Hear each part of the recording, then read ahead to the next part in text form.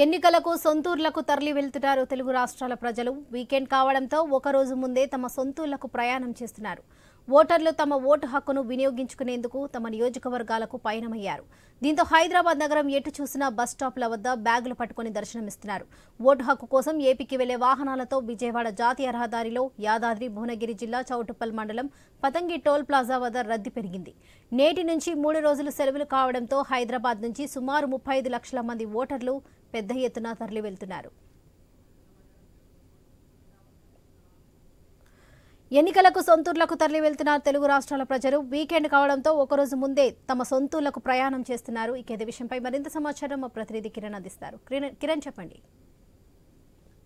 ఎల్లుండి ఏపీలో లోక్సభ అదేవిధంగా అసెంబ్లీ ఎన్నికలు ఉన్నటువంటి నేపథ్యంలో ఇటు పట్నం నుంచి పల్లెపాటకు పడుతున్నటువంటి జనంతో కూడా హైదరాబాద్ విజయవాడ హైవే నేషనల్ హైవేపై రద్దీ పెరిగినటువంటి సిచ్యువేషన్ కనబడతా ఉంది. ఇటు హైదరాబాద్ నుంచి విజయవాడ వరకు 3 టోల్ ప్లాజాలు ఉంటాయి. ఇటు పంతంగి, అదేవిధంగా కొర్లపాడ, అదేవిధంగా నందిగామ వద్ద ఉన్నటువంటి టోల్ ప్లాజాల వద్ద వాహనాలు అయితే బారులు తీరినటువంటి పరిస్థితి అయితే ఇక్కడ కనబడతా ఉంది. మరోవైపు నార్కట్పల్లి అద్దంకి హైవేపై ఇటు నెల్లూరు కావచ్చు, గుంటూరుకు వెళ్ళేటువంటి ఆ ప్రాంతాలకు వెళ్ళాలంటే నార్కట్పల్లి అద్దంకి హైవేను టచ్ చేయాల్సి ఉంటుంది.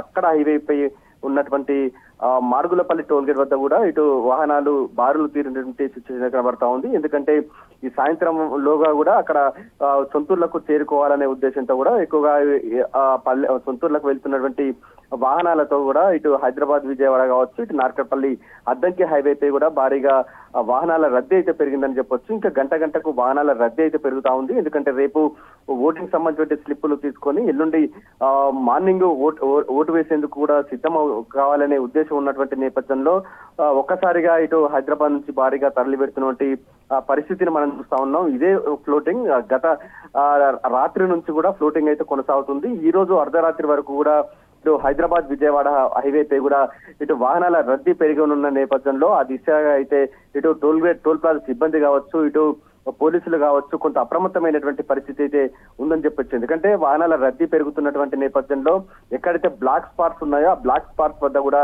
ఇటు బారికేడ్లు కూడా ఏర్పాటు చేసినటువంటి పరిస్థితి అయితే ఉంది. ఎందుకంటే ఒక్కొక్క వాహనం 100 నుంచి 140 కిలోమీటర్ల వేగంతో వెళ్తున్నటువంటి నేపథ్యంలో ఇటు వాహనాల వేగాన్ని నియంత్రించేందుకు కూడా ఇటు పోలీస్ శాఖ కూడా అప్రమత్తమైనటువంటి పరిస్థితి అయితే ఉందని చెప్పొచ్చు. మరోవైపు ఇటు టోల్ ప్లాజాల వద్ద కూడా ఇటు వాహనాలకు ఎటువంటి ఇబ్బందులు తలెత్తకుండా కూడా ఇటు అదనపు కౌంటర్లను కూడా తెరుస్తున్నటువంటి పరిస్థితి అయితే ఉంది. ఇప్పటికే ఇటు హైదరాబాద్ నుంచి విజయవాడకు వెళ్లేటువంటి కౌంటర్లు అదనంగా మరో 2 కౌంటర్లను కూడా తెరిచినటువంటి సిచ్యువేషన్ కనబడతా ఉంది. ఇదే రద్దీ రాత్రి నుంచి కొనసాగుతుంది.